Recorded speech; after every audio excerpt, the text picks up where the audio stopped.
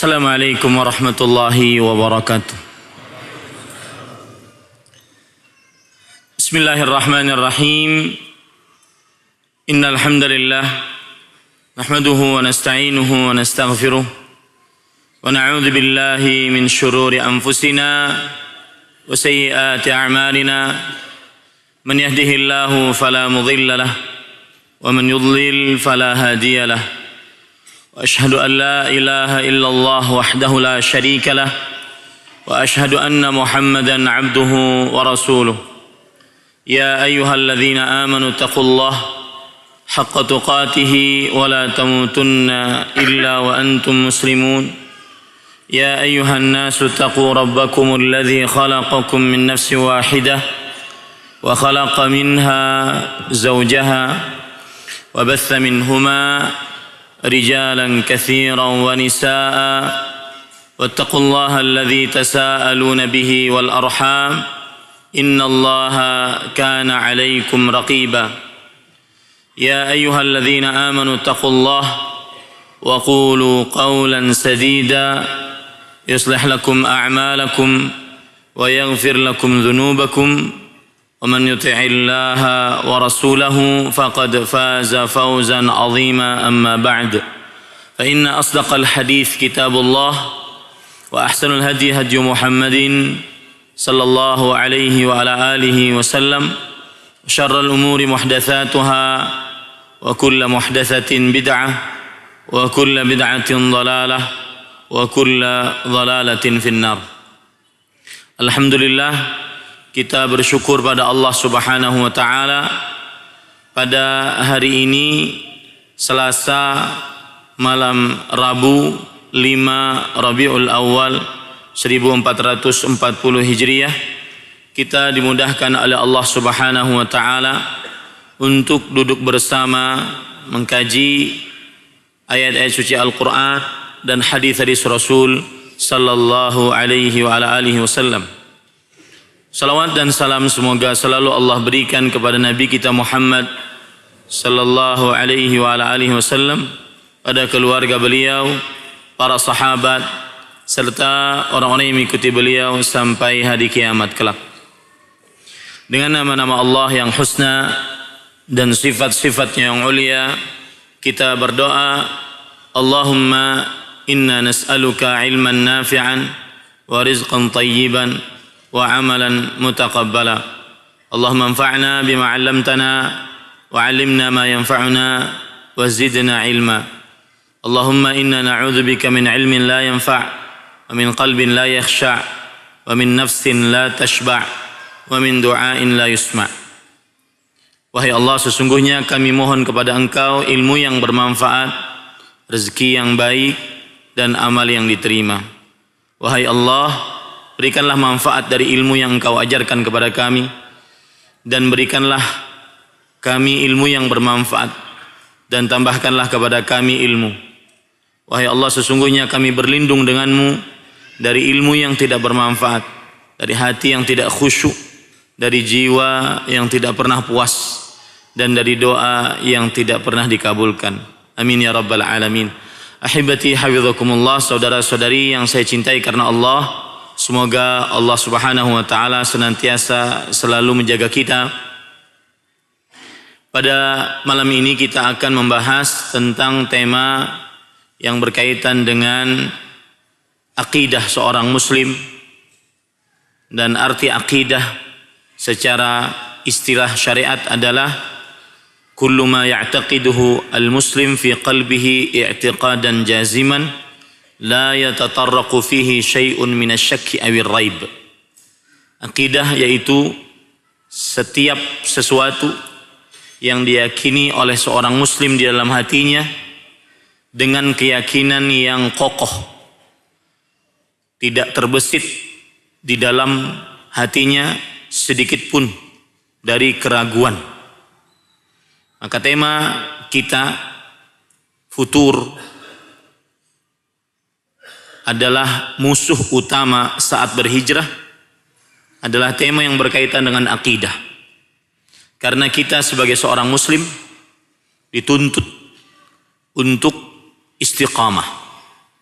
Sedangkan futur adalah kebalikan dari istiqamah. Akidah seorang muslim menuntut agar kita istiqamah sampai mati. Sebagaimana firman Allah Subhanahu wa taala dalam surat Ali Imran. Allah Subhanahu wa taala berfirman, "Ya ayyuhalladzina amanu taqullaha haqqa tuqatihi wa la tamutunna illa wa antum muslimun."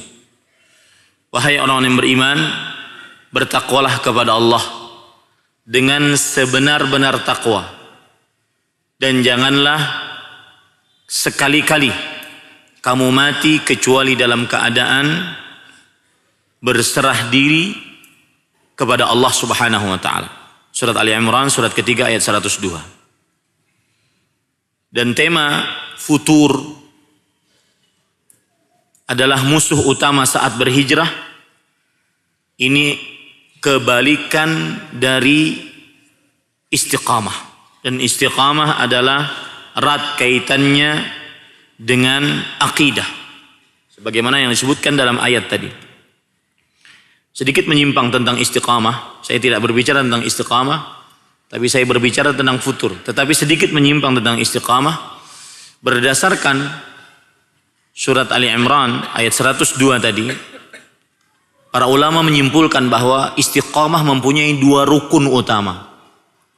Tidak akan pernah seseorang dikatakan istiqamah kecuali dengan mengumpulkan dua rukun ini.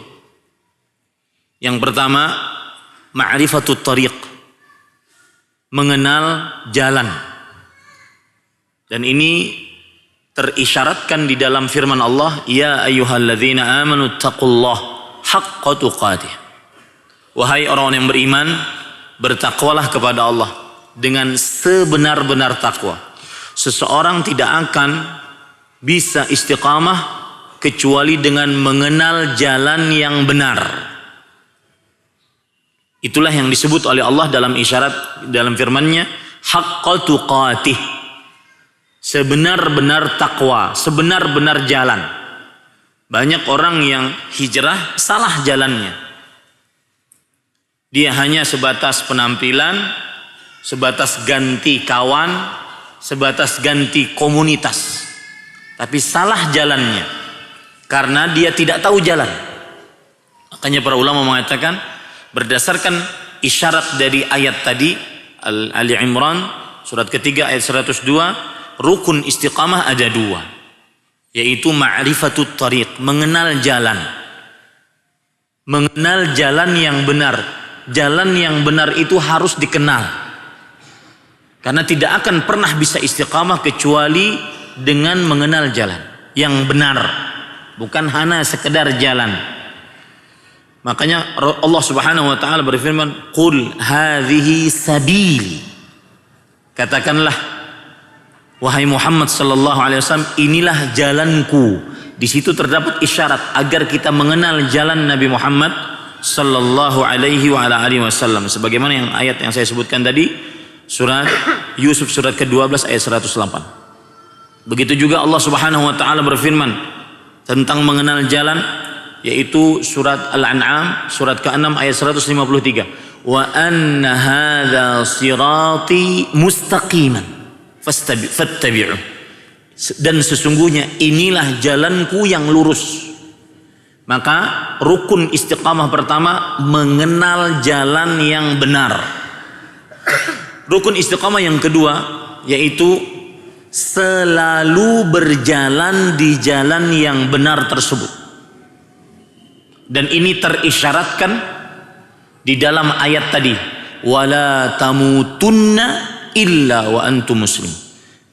Lihat ayat itu, janganlah kamu sekali-kali, tunna, nun tasydid itu maksudnya adalah penekanan.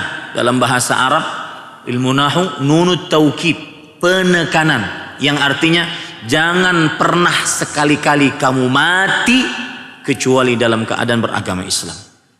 Rukun istiqamah yang kedua, selalu berjalan di atas jalan yang benar sampai mati. Persis seperti firman Allah Subhanahu wa taala, wa'bud rabbaka hatta ya'tiyakal yaqin. Beribadahlah kepada Rabbmu sampai datang keyakinan. Keyakinan yang dimaksud di sini kata Al Hasan Al Basri rahimahullah, hatta ya'tiyakal maut, sampai datang kepadamu kematian. Tetaplah beribadah kepada Allah. Surat Al-Hijr surat ke-15 ayat 99. Ahibati hafizakumullah, kembali kita ke permasalahan tadi. Maka tema malam ini tema yang penting, bahkan sangat-sangat penting. Kenapa? Karena dia berkaitan dengan akidah. Dan dari seluruh disiplin ilmu agama, kalau Anda lihat para penceramah, ustadz, pendai, siapapun yang mengajari umat tentang Islam, maka dia mengajari tidak lebih dari 4 disiplin ilmu agama. Yang pertama, ceramah ataupun kajian yang berkaitan dengan akidah. Yang kedua, kajian yang berkaitan dengan ibadah. Yang ketiga, kajian yang berkaitan dengan muamalah. Yang keempat, kajian yang berkaitan dengan akhlak dan adab. Dan dari 4 disiplin ilmu ini yang digunakan oleh para penceramah, pendakwah, yang paling utama dia adalah akidah. Karena akidah itu bagaikan akar pada sebuah pohon. Pohon tidak akan pernah tumbuh tanpa akar. Maka saya berpesan, jangan pernah bosan jika ada seorang ustadz mendakwahi judul kajiannya tentang akidah.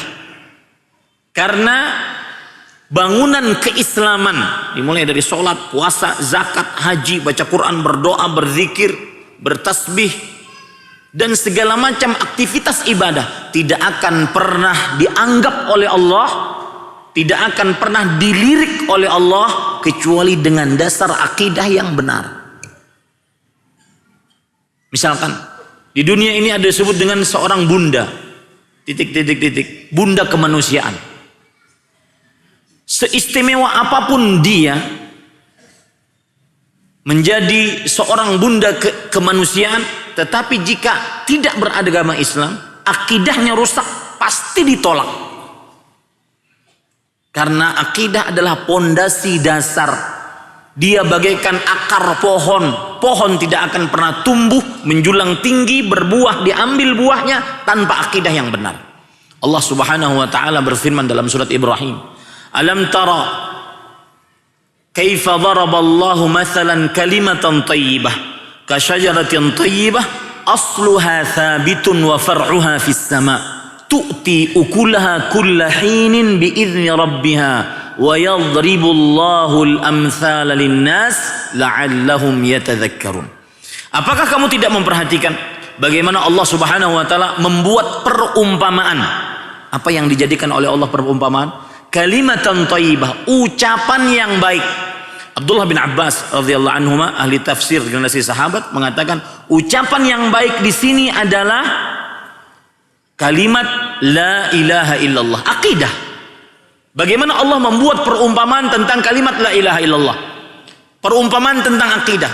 Kasyajaratin thayyibah, dia seperti pohon yang tumbuh, yang baik. Asluha thabit, akarnya kokoh, akarnya kuat, akidahnya kuat. Wa far'uha fis sama', kemudian dia tumbuh dan cabangnya menjulang ke langit. Tu'ti ukulaha kulla hin biizni rabbiha, maka dia memberikan buah-buahnya di setiap waktunya dengan izin Allah. Hanya akidah yang kuat yang bisa menumbuhkan amal. Maka saya berpesan, ini termasuk daripada futur nantinya yang kita bicarakan. Kalau Anda sedang malas, Assalamualaikum warahmatullahi. Salam yang kedua, tangannya sudah langsung merogoh kantong untuk melihat handphone. Assalamualaikum warahmatullahi, assalamualaikum warahmatullahi. Kemudian tanpa berzikir, tanpa hatta istighfar, enggak istighfar, langsung zikirnya touchscreen, murojaah Facebook. Maka pada saat itu yakini baik-baik, akidah Anda sedang bermasalah. Yang malas ibadah, yakini baik-baik, akidahnya sedang menurun. Lihat orang munafik. Allah Subhanahu wa taala berfirman, "Innal munafiqina yukhadi'una Allah wa huwa khadi'uhum wa idza qamu ila salati qamu kusala yura'una an-nas wa la yadhkuruna Allah illa qalila." Sesungguhnya orang-orang munafik menipu Allah dan Allah membalas tipuan mereka. Mereka jika bangun mendirikan sholat, bangun dalam keadaan malas. Kenapa malas? Orang munafik malas kenapa? Karena akidahnya rusak. Yura'unan nas, mereka riak kepada manusia. Akidahnya rusak membuat orang malas. Maka garis bawahi baik-baik. Ya, perkara penting pada malam ini. Saat seseorang malas beribadah, maka berarti akidahnya sedang menurun. Kalau tidak ingin dikatakan rusak. Seperti orang munafik yang asalnya awal-awal hijrah, saf pertama, bahkan mungkin setengah jam, seperempat jam sebelum azan sudah ada. Setelah hijrah berlalu, dia anggap biasa. Yang ada akhirnya adalah dia datang ke masjid, sholat berjamaah, masbuk paling terakhir. Masbuk paling terakhir itu datangnya kapan? Saat sebelum salam. Maka cek pada saat itu, pasti akidahnya sedang bermasalah. Entah ibadahnya riya, entah dia terlalu mencari dunia, pasti bermasalah akidahnya. Ini ahibati hafizakumullah. Maka perkara tema kali ini sangat penting karena berkaitan dengan akidah. Yang kedua, tema kali ini sangat penting karena mau tidak mau, kita mau atau kita tidak mau, pasti ada futur. Pasti terjadi futur, mau tidak mau. Ya, hal ini sebagaimana keyakinan ahlu sunnah wal jamaah. Ahlu sunnah wal jamaah meyakini bahwasanya al-iman yazidu wa yanqus. Yazidu bi ta'atir rahman wa yanqusu bil isyan. Para ulama mengatakan iman itu ada 5 kalimat yang diakhiri dengan huruf nun. Para ulama mengatakan, ulama ahlu sunnah mengatakan iman itu ada 5 kalimat yang diakhiri dengan huruf nun. Yang pertama, al-iman huwa al-i'tiqadu bil janan, meyakini dengan janan, nun akhirnya. Janan artinya adalah hati. Seseorang tidak dikatakan beriman kecuali meyakini dengan hatinya. Wal qawlu bil lisan, nun akhirnya, ucapan dengan lisan. Seseorang tidak dikatakan beriman kecuali dia mengucapkan dengan lisannya, nun yang kedua. Wa amalun bil arkan, dan beramal dengan arkan, nun akhirnya, beramal dengan anggota tubuh. Seseorang tidak dikatakan beriman kecuali dia beramal dengan anggota tubuh. Kemudian para ulama mengatakan yazidu bi ta'atir rahman, iman tersebut bertambah dengan ketaatan kepada Allah Ar-Rahman, nun yang keempat. Wa yanqusu bil isyan, dan berkurang dengan kemaksiatan, dengan isyan, nun kelima. Makanya para ulama mengatakan iman terdapat pada 5 kalimat yang seluruhnya diakhiri dengan huruf nun. Nah, kembali kita ke permasalahan kita. Tema ini penting, futur, musuh utama saat berhijrah. Kenapa? Karena Anda mau, Anda tidak mau, pasti futur. Kenapa? Karena iman bertambah dan berkurang. Bertambah dengan ketaatan, berkurang dengan kemaksiatan. Sedangkan kita ini makhluk yang senantiasa selalu berbuat maksiat. Itu sudah nas, penegasan tegas dari Allah dan Rasulnya salawatu rabbi wa salamuhu wa barakatuh alaih. Lihat, Rasul sallallahu alaihi wasallam bersabda dalam hadis riwayat Imam Tirmidzi, kullu bani adam khata' wa khairul khata'ina tawwabun. Setiap anak manusia adalah orang-orang yang selalu melakukan kesalahan, selalu. Makanya tema ini penting dari sisi kenapa? Karena kita pasti futur. Futur itu pasti terjadi. Yang kedua, Kenapa tema ini penting? Karena kita pasti futur, disebabkan karena hati sering berbolak-balik. Lihat, perhatikan sekarang, hati sering berbolak-balik. Rasulullah sallallahu alaihi wasallam bersabda dalam hadis yang diriwayatkan oleh Imam Tirmidzi.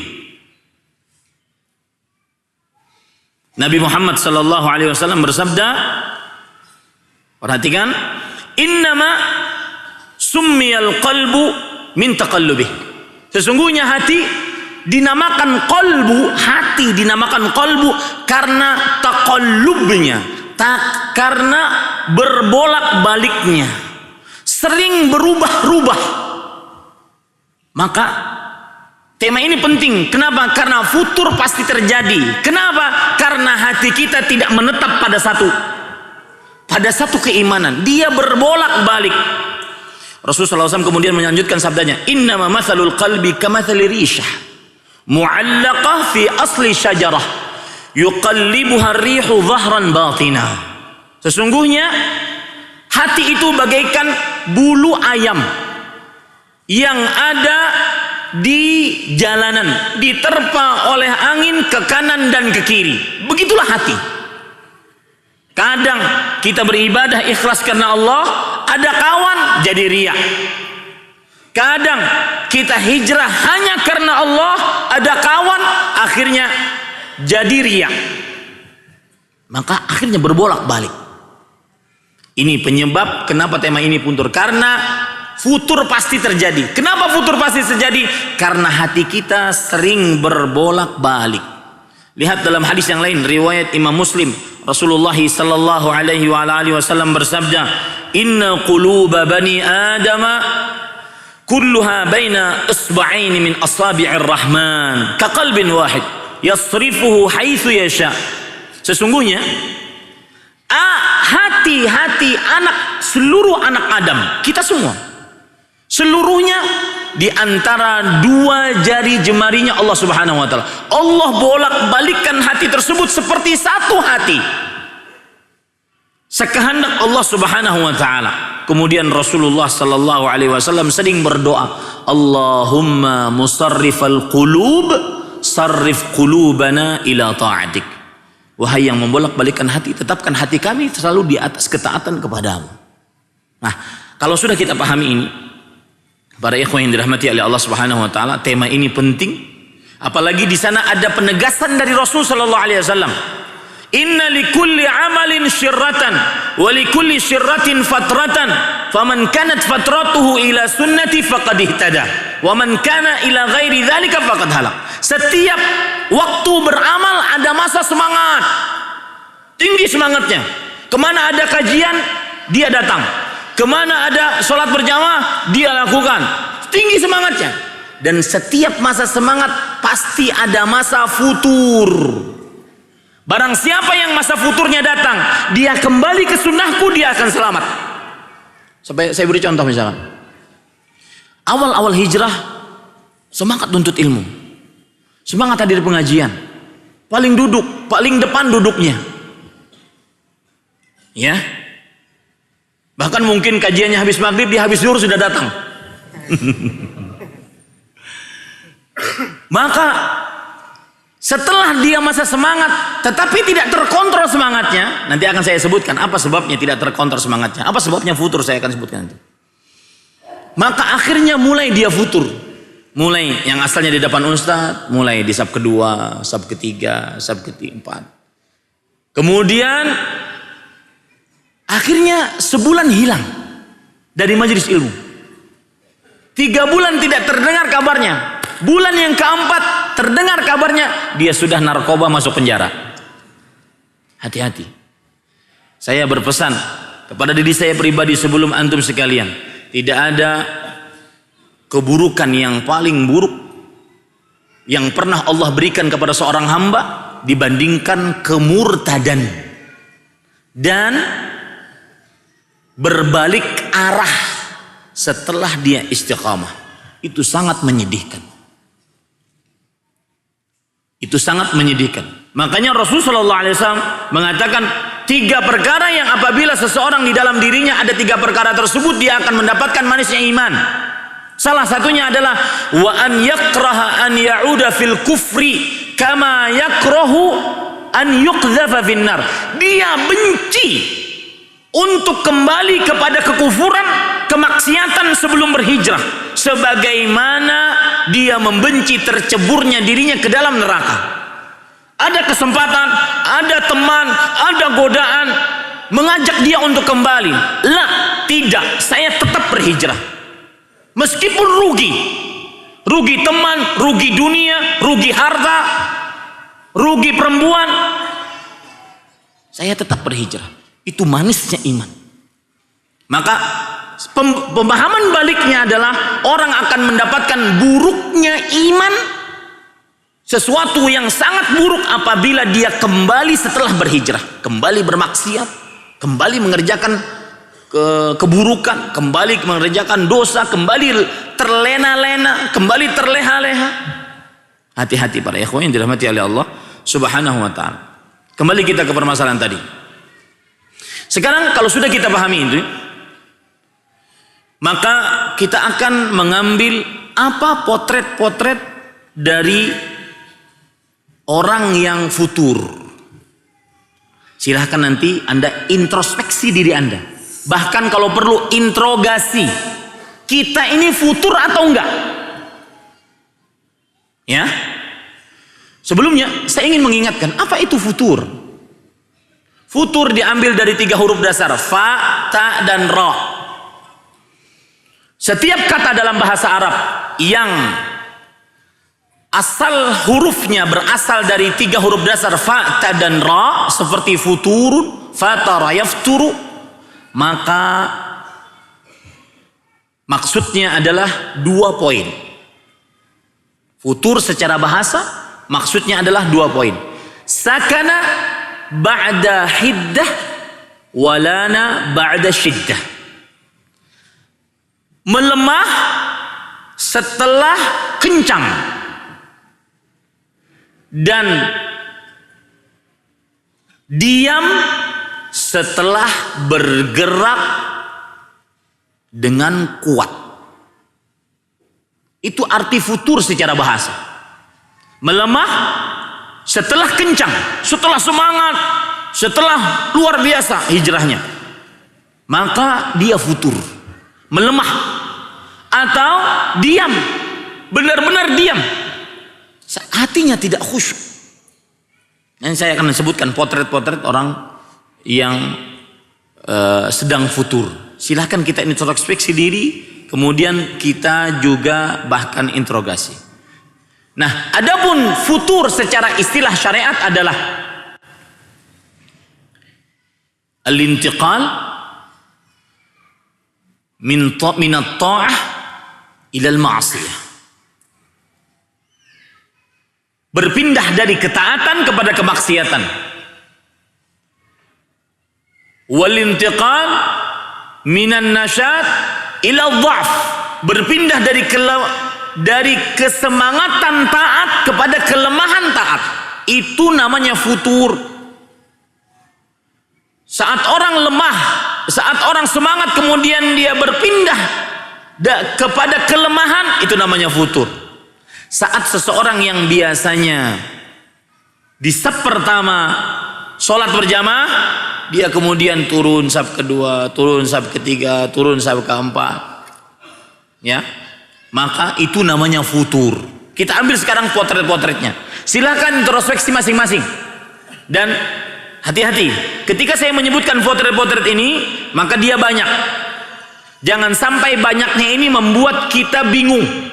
Tetapi coba runut satu-satu, ya, runut satu-satu. Apakah kita masuk ke dalamnya? Taib. Yang pertama,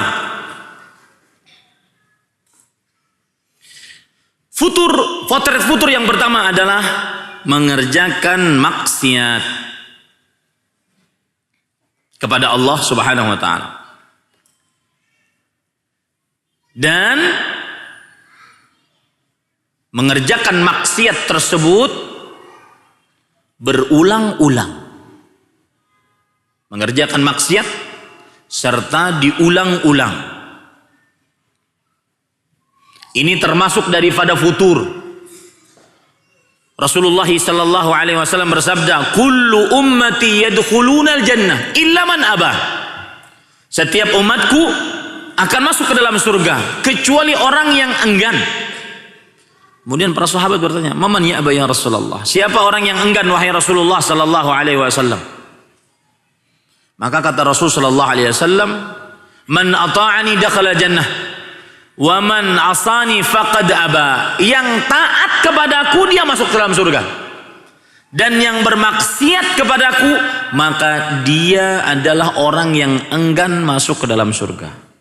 Maka potret futur adalah orang yang bermaksiat. Dan bermaksiatnya terus menerus sampai kecanduan. Nah, maksiat ini kita bagi menjadi beberapa poin. Dan ini potret-potret futur semua ya. Potret-potret futur semua. Yang pertama, saya sebutkan tadi, maksiatnya terus menerus. Para ulama mengatakan la saghirata ma'al israr. Sebagaimana dikatakan oleh Imam Al-Qurtubi rahimahullah, tidak ada dianggap sebagai dosa kecil kalau seandainya dosanya dikerjakan terus menerus. Melihat perempuan di Instagram lagi goyang 2 jari, itu dosa. Apabila dikerjakan terus menerus menjadi dosa besar. Paham? Lihat perkataan Imam Ibnu Qayyim rahimahullah. Beliau mengatakan, "Kam min saghiratin ma'a qillatil haya wa 'adamil asy-syu'ur bil 'idham wal khauf min Allah taala yulhiquha bil kabirah." Berapa banyak dosa kecil yang dikerjakan terus menerus tanpa rasa malu, tidak takut kepada Allah, kemudian tidak merasa Allah subhanahu wa ta'ala maha besar, maka dosa-dosa kecil yang dilakukan terus menerus tersebut ditulis sebagai dosa besar. Ini hati-hati. Ini potret yang pertama tentang bermaksiat, yaitu maksiat dikerjakan terus menerus. Orang futur adalah orang yang bermaksiat saat dia maksiatnya terus menerus. Yang kedua, orang futur adalah orang yang bermaksiat dan meremehkan maksiat dosa kecil. Ya, meremehkan maksiat dosa kecil, meremehkan dosa kecil. Seperti misalkan perkataan dari Anas bin Malik radhiyallahu anhu. Beliau mengatakan, "Innakum la ta'maluna amalan hiya adaqqu fi a'yunikum min asy-sya'r." Kalian mengamalkan amalan, kalian anggap pada pandangan kalian dia adalah lebih tipis dari rambut. Ini mah dosa kecil, nggak apa-apa, nanti kita beristighfar. Dosa kecil nggak apa-apa, nanti kita beristighfar. Padahal in kunna na'udduha ala ahdi Rasulillah sallallahu alaihi wasallam minal mubiqan. Sebenarnya dosa tersebut kami anggap di zaman Rasulullah sallallahu alaihi wasallam termasuk dosa-dosa besar. Nah, potret futur yang kedua yaitu bermaksiat dengan dosa-dosa kecil, meremehkan dosa kecil. Ini futur, meremehkan dosa kecil. Kita tahu dalam agama Islam ada dosa besar dan dosa kecil. Sebagaimana disebutkan oleh Allah Subhanahu wa taala di dalam Al-Qur'an, "In tajtanibu kaba'ira ma tunhauna anhu nukaffir ankum sayyi'atikum." Jika kalian menjauhi dosa-dosa besar yang dilarang atas kalian, maka kami akan ampuni dosa-dosa kalian. Ini menunjukkan bahwa ada dosa besar, dosa kecil. Dosa besar dijauhi dan juga dosa kecil. Bilal ibnu Sa'ad mengatakan, la tahkiranna saghiratan La tanzur ila sigharil ma'siyah. Jangan engkau lihat kecilnya sebuah maksiat. Walakin inzur ila 'azamati man 'asait. Tetapi lihatlah kepada besarnya, agungnya zat yang engkau maksiati, Allah Jalla fi'ula. Maka hati-hati dengan Instagrammu, dengan Facebookmu, WhatsAppmu. Melihat perempuan dosa. Tetapi jika dosa tersebut diulang-ulang bertumpuk-tumpuk, maka dia menjadi besar. Termasuk potret orang yang futur adalah melakukan dosa kecil, meremehkan dosa kecil. Para ulama mengatakan, la tahqiranna saghiratan innal jibala minal hasa. Jangan sekali-kali pernah engkau remehkan satu dosa kecil. Gunung yang paling tinggi itu adalah tumpukan dari dosa-dosa kecil. Hati-hati para ikhwan.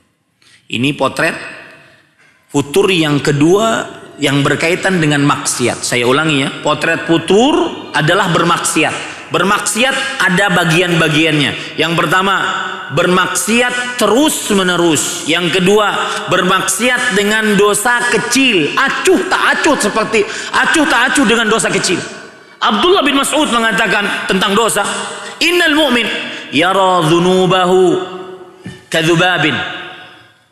Innal mu'min yara dhunubahu karajulin yaqa'u tahta jabal yakhafu an yaqa' alaih.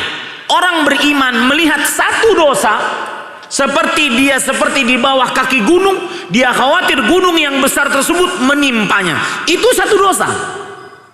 Wa innal fajira yara dhunubahu kadhubabin yaqa'u ala anfihi fayaf'alu bi'adaihi hakadha. Adapun orang-orang yang penuh dengan dosa, dia melihat dosanya tersebut seperti seekor lalat nemplok di hidungnya, kemudian dia begitu. Maka hati-hati, ini potret futur, yaitu seseorang bermaksiat. Sudah dua sisi, maksiatnya dikerjakan terus menerus. Yang kedua, meremehkan dosa kecil. Ya, kita azan isya, kemudian salat isya, habis itu bubar. Enggak, belum selesai ini. Ya, saya punya 20 potret. Itu baru satu. Ya. Belum lagi mengobati potret tadi. Mudah-mudahan waktunya cukup, kita cukupkan. Sallallahu Nabi Muhammad walhamdulillahirabbil alamin.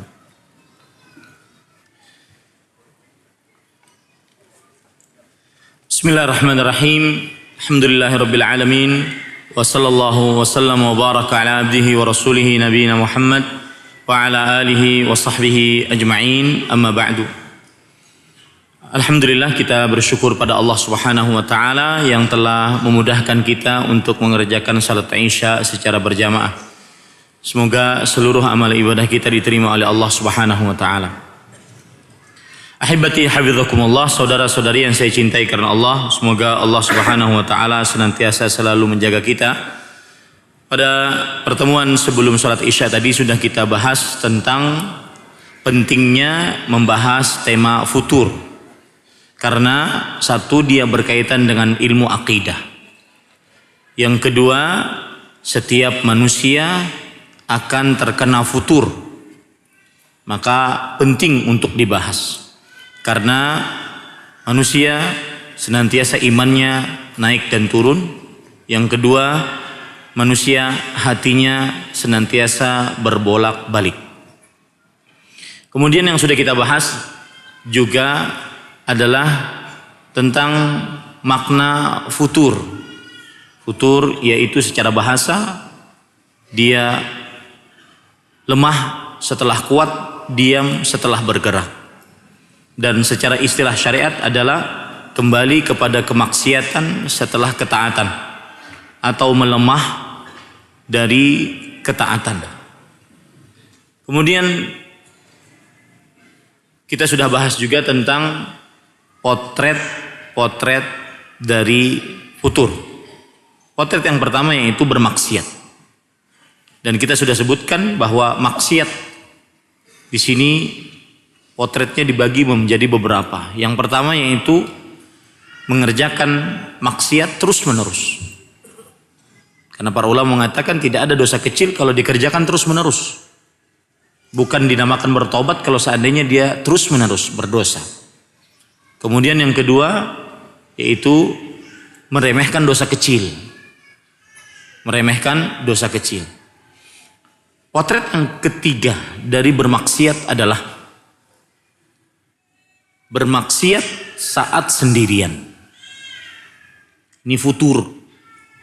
Bermaksiat saat sendirian. Ini futur. Seperti contohnya, saya contohkannya sebelum kita sebutkan dalil-dalilnya. Contohnya mohon maaf, onani bagi para pemuda yang belum menikah ataupun yang sudah menikah. Maka ini dosa. Dan makanya di dalam bahasa Arab onani istilahnya adalah al-'adah as-sirriyah, kebiasaan rahasia. Itu istilah dalam bahasa Arab. Makanya dia adalah dosa yang tersembunyi. Kemudian yang kedua diantaranya adalah melihat, menonton hal-hal yang diharamkan untuk ditonton. Dari mulai foto, video, atau apapun yang dikerjakan saat sendirian. Malam-malam wajahnya bersinar karena ada handphone.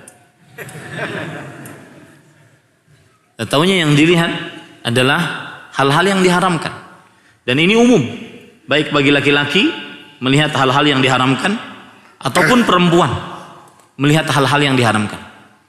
Dan di zaman yang begitu mudah untuk mengakses informasi di zaman sekarang, dosa ini sudah tidak terbendung. Dan saya berpesan, jenggot panjangmu bukan jaminan kamu selamat dari maksiat saat sendirian. Jenggot panjangmu bukan jaminan kamu selamat dari maksiat saat sendirian. Akan tetapi yang menjadi jaminan adalah ketika seseorang meyakini bahwasanya Allah Subhanahu wa taala yara wa yasma', melihat dan mendengar. Alam ta'lam bi anna Allah yara? Apakah engkau tidak mengetahui bahwasanya Allah melihat? Itu yang menjamin kita. Yang menjamin kita adalah ketika kita melakukan ihsan. Kata Rasul sallallahu alaihi wasallam, al-ihsan an ta'budallaha ka'annaka tarahu fa in lam takun tarahu fa innahu yaraka. Engkau menegakkan ibadah kepada Allah, menghambakan diri kepada Allah seakan-akan engkau melihat Allah di depan. Kalau tidak mampu maka yakinlah bahwa Allah melihatmu. Itu yang bisa menjaga kita saat bermaksiat saat sendirian. Dan ketahui baik-baik para ikhwah, untuk apa kita dapat pujian manusia sedangkan kita tahu kekurangan diri kita? Tidak manfaat manusia memuji si fulan sudah berhijrah, si fulan sudah istiqamah, si fulan sudah berhaluan akhirat, orientasi akhirat, sedangkan kita tahu diri kita sendiri. Saat sendirian semua situs dilihat, semua hal-hal yang dilanggar dilibas semuanya, ditonton sampai sejelek-jeleknya. Apalagi di zaman sekarang, hanya satu klik kita bisa melihat sampah-sampah dunia. Maka tidak ada yang bisa menahan itu kecuali iman, merasa diawasi oleh Allah. Maka dan dosa saat sendirian menghapuskan pahala. Ingat itu baik-baik. Dosa saat sendirian menghapuskan pahala. Dalam hadis riwayat Imam Ibnu Majah dari sahabat Nabi Thauban maula Rasulullah sallallahu alaihi wa alihi wasallam, la a'lamanna aqwaman min ummati ya'tuna yaumal qiyamah bihasanatin amsali jibali tihamata bidan faja'alaha Allah azza wa jalla haba'an mansura. Sungguh aku akan beritahukan kepada kalian orang-orang dari umatku yang datang pada hari kiamat dengan bergunung-gunung pahala seperti Gunung Tihamah. Gunung Tihamah, gunung yang terkenal tinggi dan besarnya di tanah Arab, di kota Yaman. Bergunung-gunung pahala. Tetapi pahala bergunung-gunung tersebut dijadikan oleh Allah seperti haba mansura. Antum tahu haba? Apabila kita membuka jendela, kemudian ada terpaan sinar matahari, kemudian ada debu-debu kecil, itu haba. Setelah dia bergunung-gunung menjadi haba, menjadi debu-debu yang berterbangan. Lalu Thauban maula Rasulullah, sahabat Nabi Muhammad sallallahu alaihi wasallam, langsung mengejar, "Ya Rasulullah, sifhum lana, jallihim alaina, alla nakuna minhum wa nahnu la na'lam." Wahai Rasulullah, sifati kami untuk mereka, terangkan kepada kami siapa mereka, agar kami tidak berlaku seperti mereka dalam keadaan kami tidak menyadarinya. Kata Rasul sallallahu alaihi wasallam, "Innahu min ikhwanikum." Dia adalah saudara kalian. Artinya saudara seiman kalian. Wa min bani jildadikum. Dia adalah sebangsa kalian, artinya dia manusia. Ya'khuduna minal lail kama ta'khudun. Mereka ibadah di malam hari, salat di malam hari. Ahli ibadah. Maka saya pesan, permasalahan futur ini bukan untuk orang-orang yang ahli maksiat. Futur ini temanya untuk ahli taat. Orang yang mulai meniti jalan Allah. Dia ahli ibadah, salat malam. Walakinnahum idza khalau bimaharimillah intahakuha. Akan tetapi mereka jika bersendirian dengan hal yang diharamkan oleh Allah, mereka langgar seluruhnya, mereka libas seluruhnya. Tapi saat di hadapan manusia, apa yang terjadi pada diri mereka? Persis seperti yang disebutkan oleh Allah di dalam Al-Quran. Yastakhfuna minan nas wala yastakhfuna minallah. Mereka menyembunyikan diri dari manusia dan tidak menyembunyikan diri dari Allah. Mereka menjadikan Allah zat yang paling hina melihatnya. Kalau di hadapan manusia seakan-akan dia orang paling saleh, orang paling alim, matanya terjaga, telinganya terjaga. Tetapi saat sendirian semua dia langgar. Semua dia nikmati, termasuk di dalamnya mendengar hal-hal yang diharamkan. Dan saya berpesan, ini tidak sekali lagi saya katakan, ini tidak untuk orang-orang ahli maksiat. Ada orang yang ngaku sama saya, hafal Quran, dapat sanad Quran. Kemudian beliau curhat, "Ustaz, saya ingin curhat." "Apa Ustaz?" Bahkan beliau ngajar orang, pendakwah. "Apa Ustaz?" Beliau mengatakan, "Saya punya maksiat saat sendirian." "Apa itu?" "Masih suka mendengar musik saat sendirian." Hafal Quran, dapat sanad ijazah Quran. Maka hati-hati para ikhwan yang dirahmati oleh Allah Subhanahu wa taala. Jangan sampai kita masuk ke dalam perkataan ulama salaf, "La taj'alillah ahwanan nadhirina ilaik." Jangan engkau jadikan Allah zat yang paling rendah, paling hina, tidak ada artinya saat melihatmu. Jangan engkau jadikan Allah seperti itu. Maka hati-hati, ini potret futur sangat luar biasa di zaman sekarang. Berpura-pura kemunafikan, jujurlah dengan iman. Jujur dengan iman. Sekali lagi saya katakan, terutama para perempuan juga, cadarmu, jilbab lebarmu bukan jaminan kamu selamat saat bermaksiat sendirian. Melihat hal-hal yang diharamkan, melihat laki-laki yang diharamkan, menikmati, bukan hanya sekedar menikmati, berselancar di dunia maya. Ini termasuk di dalamnya juga adalah chatting-chattingan, WhatsApp, video, call, kemudian telepon-teleponan dengan perempuan yang bukan mahram saat sendirian. Ini termasuk futur, sangat besar futurnya. Dan saya berpesan kepada saudari-saudari muslimah, jika ada laki-laki yang seperti itu, maka dia tidak pantas untuk jadi suamimu, karena dia sudah mengkhianati kesucian pernikahan.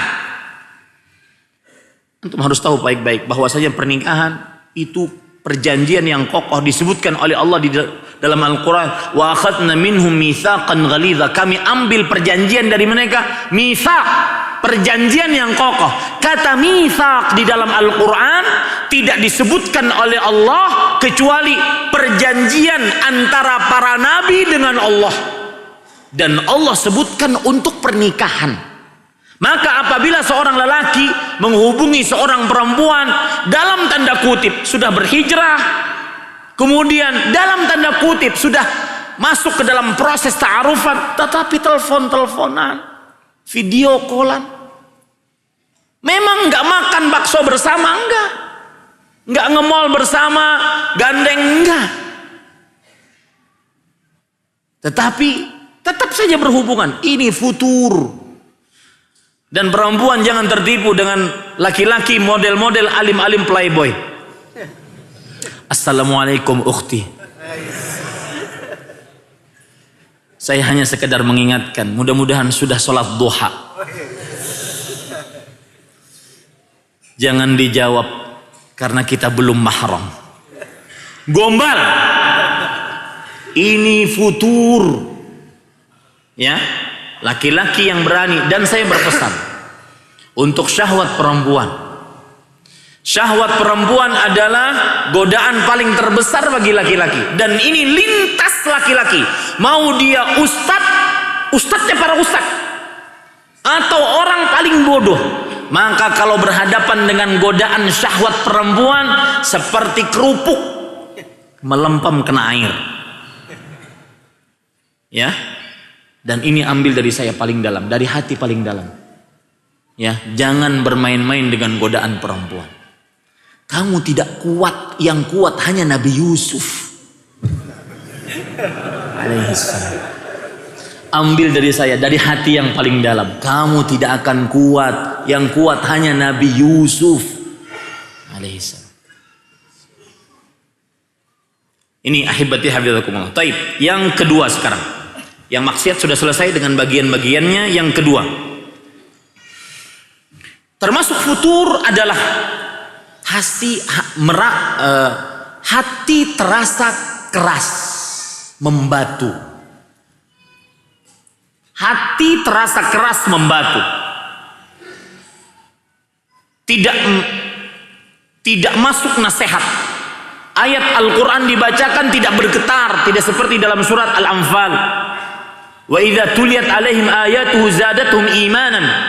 Jika dibacakan ayat-ayat kepada mereka maka bertambahlah keimanan. Ini tidak. Ayat dibacakan, hadis dibacakan, biasa saja. Tidak pernah air matanya berlinang. Ini saya berpesan, Pak, ada amalan indah di zaman sekarang yang bisa kita lakukan dan sulit untuk, dan jarang manusia melakukan di zaman sekarang, dan itu amalan sahih. Masuk ke dalam kamar Anda, tutup, tidak ada seorang pun, kecuali hanya antara Anda dengan Allah dan kedua malaikat pencatat amal, Raqib dan Atid.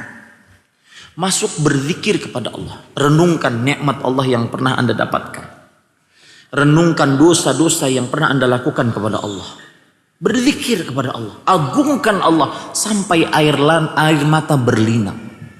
Itulah ibadah yang disebut dengan khalwat. Yang belum pernah mengerjakannya saat Anda sudah berhijrah lama, ataupun yang Anda sudah berhijrah kemudian futur, coba itu, coba awat itu, tutup. Anda punya istri, tutup. Mohon maaf Mas sayangku, saya mau sebentar aja, 5 menit. Ngapain, kata istri? Nih, pegang handphone saya, pegang semuanya, saya ingin berkhalwat dengan Allah. Berdua-duaan,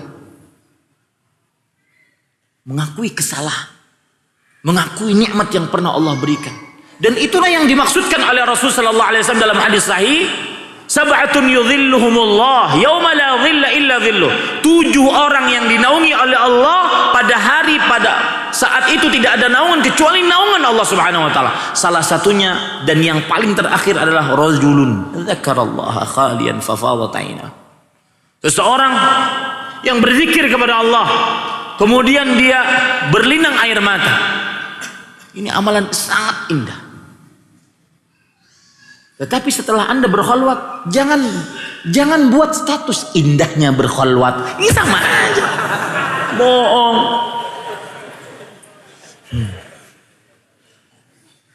Ya. Baik. Saya pernah diceritakan oleh Syekh Abdul Razak sedikit penyimpang tentang riya. Saya pernah diceritakan oleh Syekh Abdul Razak bin Abdul Muhsin hafizahullah taala. Kata beliau, saya pernah di Masjid Nabawi.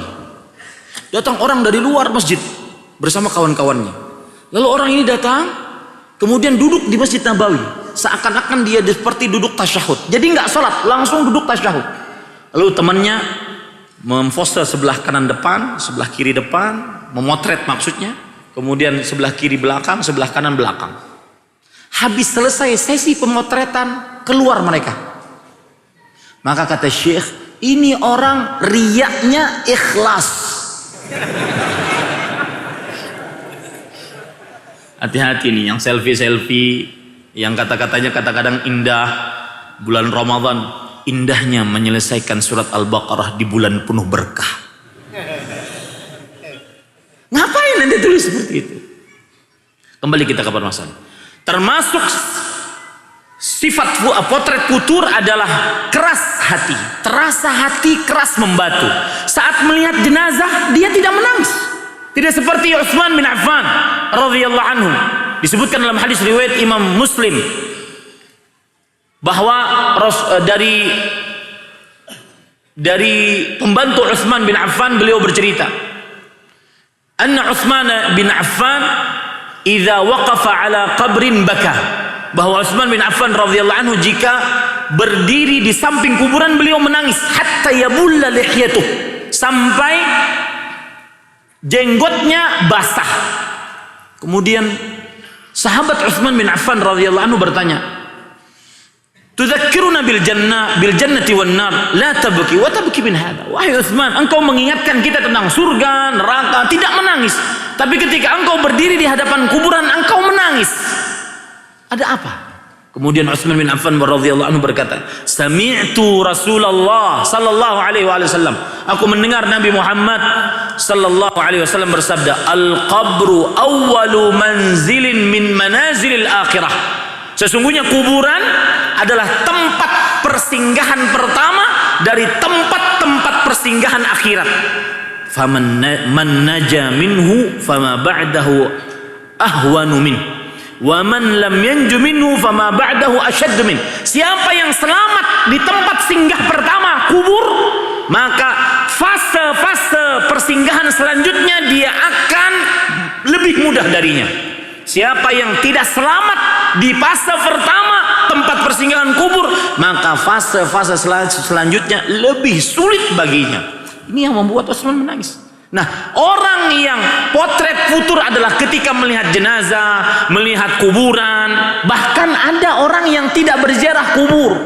Dakwah sunnah, dakwah ahlu sunnah wal jamaah, dakwah salaf mengajak orang mentauhidkan Allah dan berhati-hati saat berziarah kubur. Jangan sampai meminta kepada orang kubur, orang yang sudah dikubur. Tetapi bukan berarti kita melarang orang berziarah kubur.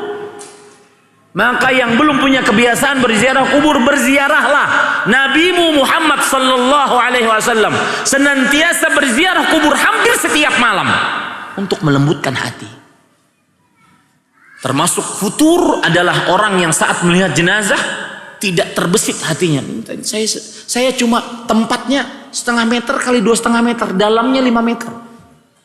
Nggak pernah terbesit di dalam hati. Tidak pernah terenyuh ketika melihat kematian, melihat kain kafan, kuburan, bahkan tidak pernah berziarah kubur. Ini futur. Hati-hati para ikhwan yang dirahmati oleh Allah. Allah Subhanahu wa taala berfirman dalam surah Al-Baqarah ayat 74, "Tsumma qasat qulubukum min ba'di dzalik fahiya kal hijarah aw ashaddu qaswah." Kemudian hati mereka mengeras setelah itu, maka dia bagaikan batu, bahkan lebih keras daripada batu. Dan perlu diketahui, batu adalah benda yang paling kuat di atas muka bumi. Besi, beton kalah dengan batu. Makanya batu tidak akan pernah meleleh. Batu cuma bisa dia pecah. Ada hati yang seperti batu. Kenapa hatinya seperti batu? Karena dia futur. Apa akibat? Apa penyebab dia futur? Maksiat yang awal tadi. Lihat Rasulullah SAW bersabda dalam hadis riwayat Imam Tirmidzi, "Idza adznabal abdu nukkitat fi qalbihi nuqtatun sauda." Hadis riwayat Tirmidzi. Jika seorang hamba melakukan maksiat, maka ditorehkan di hatinya nokta hitam. Fa idza naza' wastaghfar saqala qalbu. Kalau seandainya dia melepaskan dosa tersebut, beristighfar, hatinya kembali bening. Fa in zada zidat alaihi hatta ta'lu qalbuh, fadzalika ar-ran. Kalau seandainya dia tidak melepaskan, malah bertambah maksiatnya, maka nokta-nokta hitam terus bertambah sampai menutupi hatinya. Itulah ran yang disebutkan oleh Allah di dalam surat Al-Mutaffifin. Ran, penutup hati. Yang akhirnya karena hatinya ditutup, maka akhirnya dia maksiat kepada Allah Subhanahu wa taala.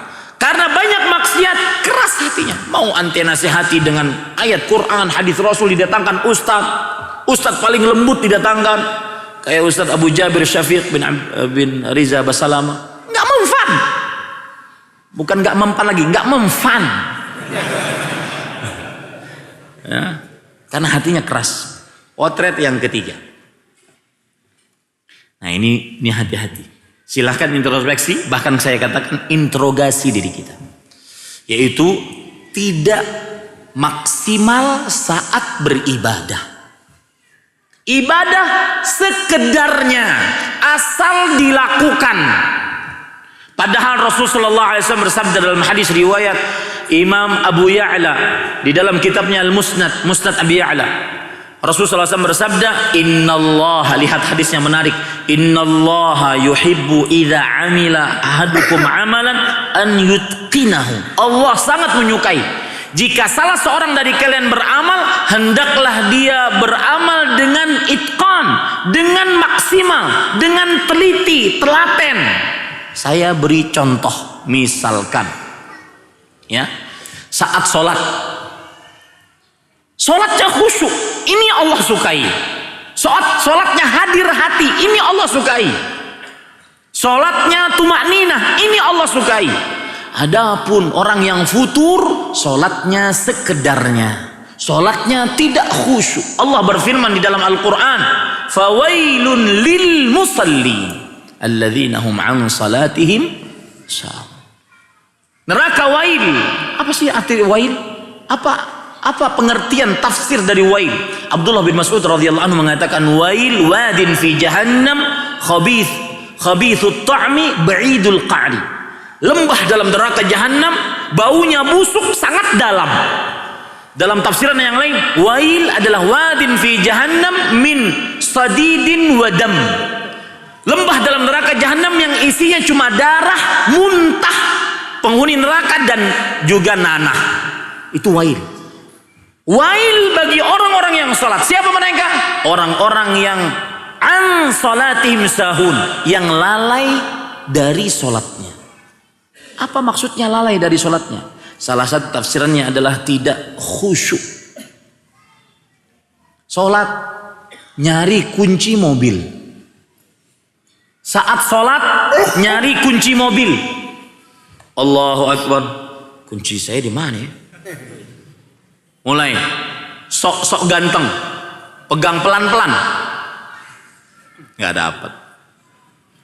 Kiri nggak dapat. Mulai dia berputar, lagi sholat. Kemudian dia bilang, sepertinya ada di belakang meja.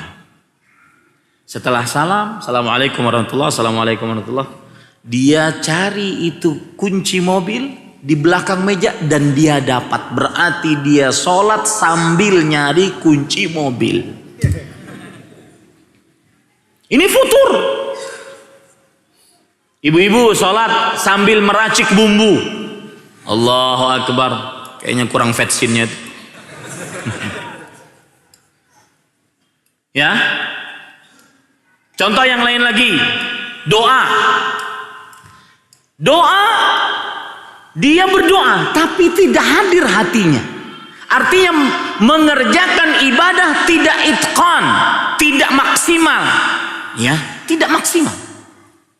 Doanya tidak hadir hatinya. Padahal Rasulullah sallallahu alaihi wasallam bersabda dalam hadis riwayat Imam Tirmidzi, la yaqbalu du'a, innallaha la yaqbalu du'aan min qalbin ghafilin lahin. Allah tidak menerima doa dari hati yang lalai dan terlena. Doa dia tapi tidak maksimal doanya. Contoh lain-lain lagi, tidak itqan di dalam beribadah, berzikir setelah sholat. Ya, saya sering banyak perhatikan ini. Berzikir setelah sholat. Seperti yang saya ungkap tadi. Assalamualaikum warahmatullahi. Salam yang kedua langsung merogoh. Lisannya istighfar, astagfirullah, tapi lihat status sudah di-like berapa, yang komen berapa. Astagfirullah, astagfirullah. Allahumma antas salam wa minkas salam. Tapi lihat, ini enggak itqan. Ya, begitu juga baca Quran, yang penting hatam. Dan saya berpesan ini, yang ada niatan di dalam dirinya untuk menghafal Quran, ingat baik-baik. Hafalan Quran adalah langkah pertama, bukan paling utama, bukan tujuan. Tetapi dia langkah pertama, yang tujuannya apa? Mengamalkan. Anda punya anak Anda ingin cita-cita Anda bercita-cita anak Anda ingin hafal Quran. Ingat, itu bukan tujuan. Tetapi bagaimana ketika dia hafal Quran dia bisa mengamalkannya. Lihat perkataan seorang tabi'i terkenal, bahkan digadang-gadang sebagai abidul haramain, ahli ibadah dua tanah suci, Al-Fudail ibn Iyad rahimahullah. Beliau mengatakan, "Inna Allah anzala al-Quran liyu'mala bih, fattakhadha an-nasu qira'atahu amala." Sesungguhnya Allah menurunkan Al-Quran agar diamalkan. Tetapi yang ada terjadi sekarang adalah manusia membacanya dan itu dianggap sebagai amalan. Bacaannya dianggap sebagai amalan. Padahal yang paling penting apanya? Mengamalkannya.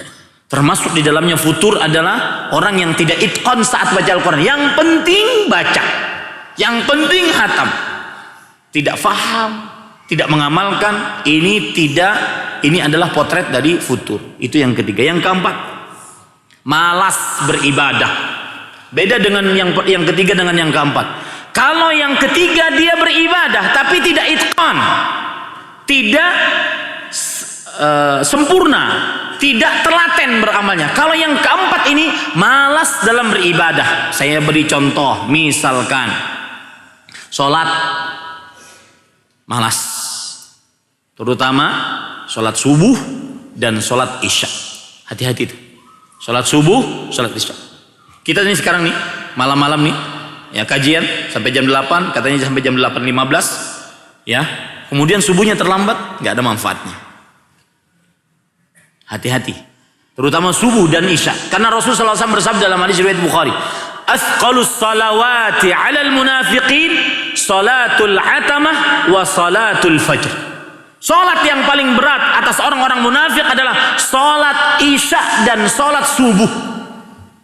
Maka termasuk futur orang yang terlambat waktu salat. Termasuk futur orang yang setiap hari menjamak maghrib dan isya.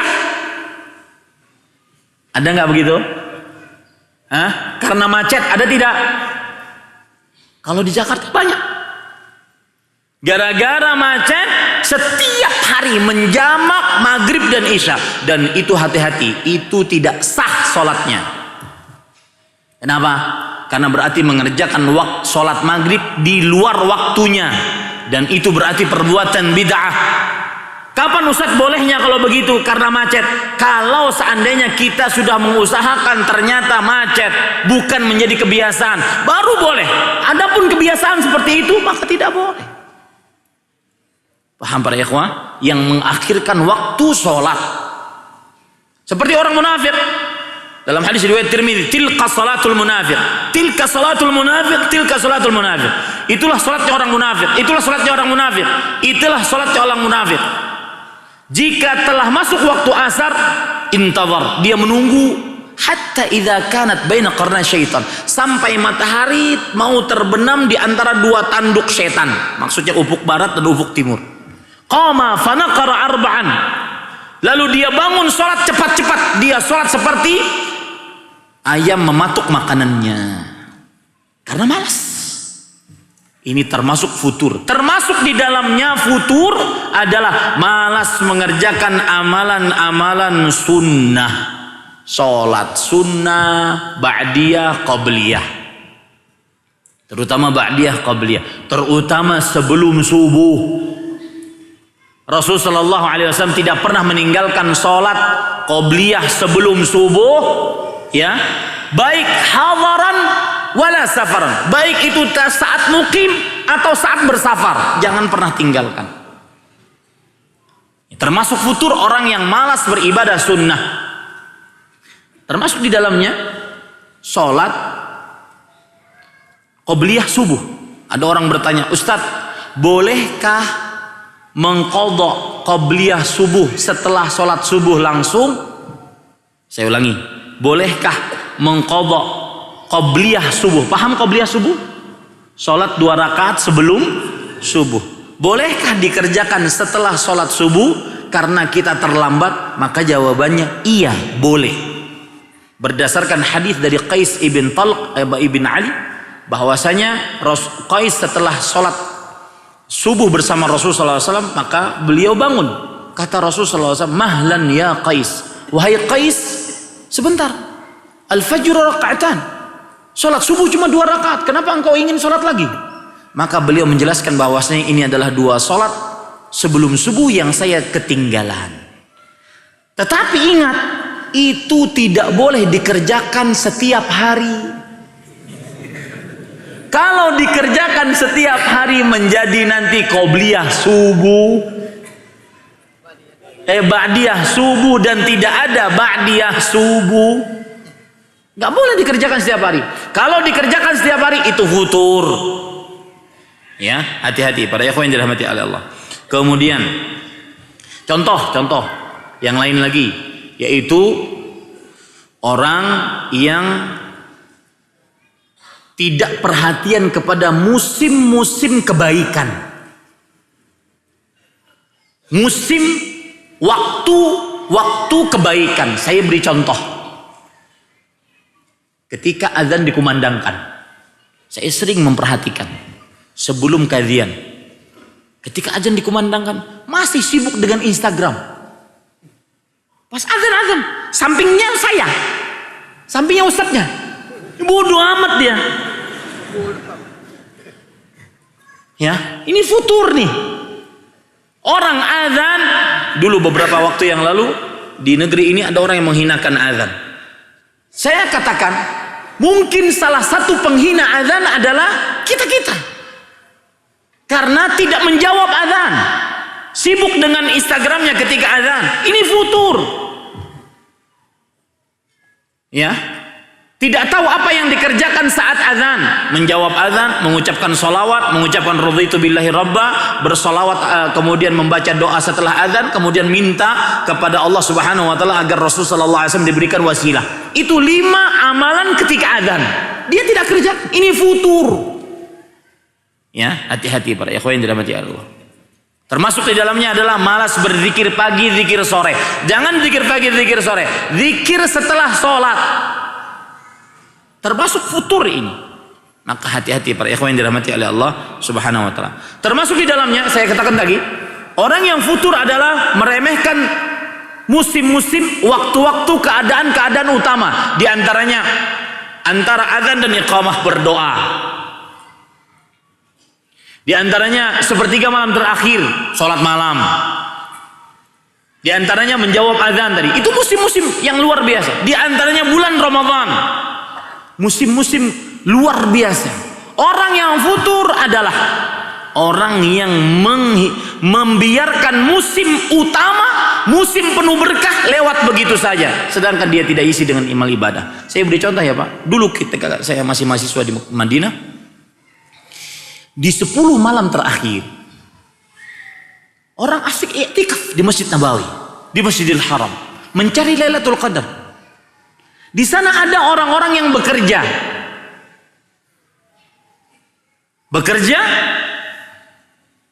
terlalu berlebihan. Di 10 malam terakhir, semakin 10 malam terakhir semakin ramai. Bahkan saya ditawari, Din, mau kerja nggak? Kapan? Itu 10 malam terakhir. Gajinya besar loh, 1 malam $100. Kerjanya ngapain? Nganter tamu. Nganter tamu. Orang lagi asik sholat malam di Masjid Nabawi, mencari Lailatul Qadar, dia nganter tamu. Ini futur, malas beribadah kepada Allah. Termasuk di dalamnya orang yang tidak tahu keutamaan bulan Ramadan, 10 hari terakhir Ramadan, terutama pedagang nih, saya pesan.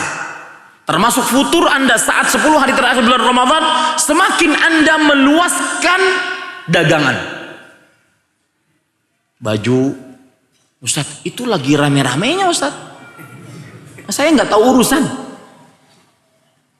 Maka saya sering mengatakan kalau lagi bulan Ramadan, ya, liburlah, terutama 10 hari terakhir bulan Ramadan. Nabimu Muhammad sallallahu alaihi wasallam, beliau diampuni dosanya yang telah lalu yang akan datang, dijamin masuk surga, menjadi kekasih Allah, tetap beriktikaf di 10 hari terakhir bulan Ramadan, meluangkan waktu untuk beribadah. Maka atur waktunya dari sekarang. 10 hari terakhir Ramadan saya libur, karena saya tahu itu Lailatul Qadar lebih baik daripada 1000 bulan, 83 tahun 4 bulan yang mungkin umur kita tidak sampai kepadanya. Umur kita, Rasulullah SAW bersabda dalam hadis riwayat Tirmidzi, "A'maru ummati ma baina 60 ila 70 wa aqalluhum man yajuzu dzalik." Umur umatku antara 60 sampai 70 tahun. Sedikit yang lebih dari itu. Umur kita mungkin tidak sampai 83 tahun 4 bulan. Kalaupun sampai, tidak semua digunakan untuk ibadah. Seorang mendapatkan Lailatul Qadar yang cuma ada di dalam 1 malam dari 10 malam terakhir bulan Ramadan, itu lebih baik daripada beribadah selama 83 tahun 4 bulan. Maka termasuk futur orang yang tidak tahu musim kebaikan, tidak tahu kesempatan-kesempatan emas dalam beribadah kepada Allah. Di antaranya puasa Arafah, puasa Asyura, dia biarkan nggak puasa. Ini futur. Baik, yang ke-5 adalah termasuk dari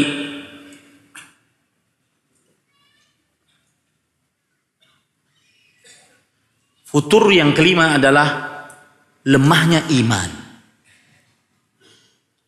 Dan saya akan sebutkan beberapa contoh dari lemahnya iman. 1, contoh dari lemahnya iman, tidak marah saat hukum Allah dilanggar.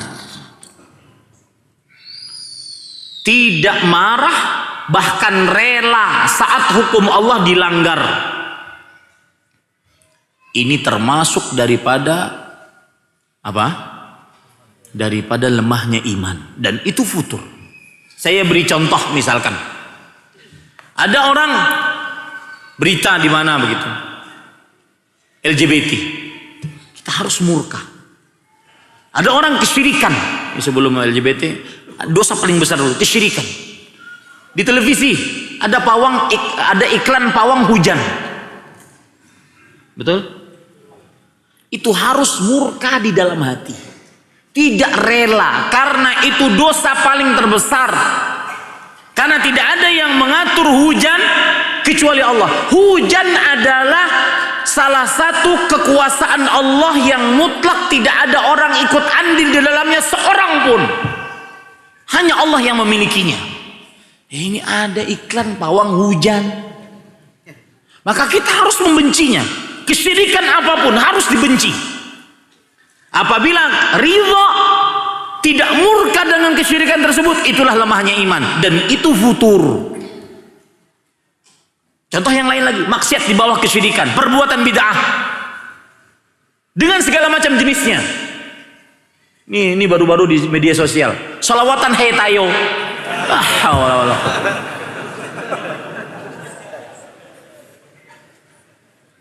Saya berani berhadapan dengan Allah Subhanahu wa taala menyatakan bahwasanya itu penghinaan terhadap salawat.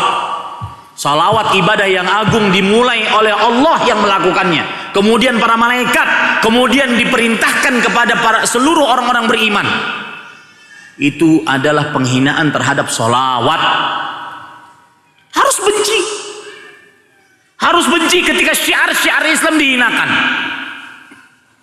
Bendera la ilaha illallah dibakar harus benci. Kalau tidak itu futur karena menunjukkan lemahnya iman. Karena itu syiar paling kuat dari agama Islam. Harus benci. Contoh yang lain lagi, maksiat.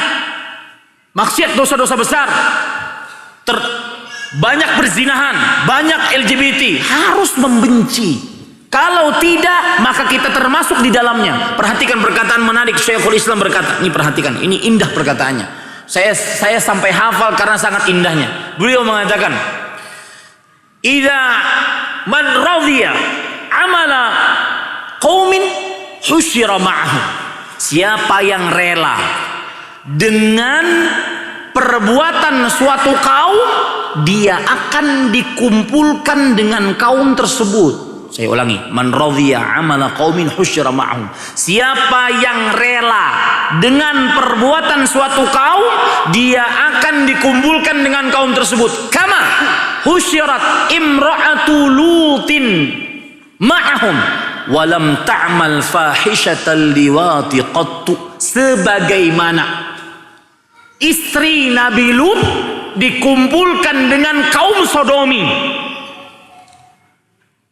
padahal dia perempuan tidak mungkin melakukan sodomi. Karena tidak ada kemaluan laki-lakinya. Tetapi karena dia rela dengan perbuatan mereka, dia dikumpulkan dengan kaum tersebut. Ini hati-hati. Yang tidak ada rasa cemburu terhadap agama. Itu futur, itu menunjukkan lemahnya iman.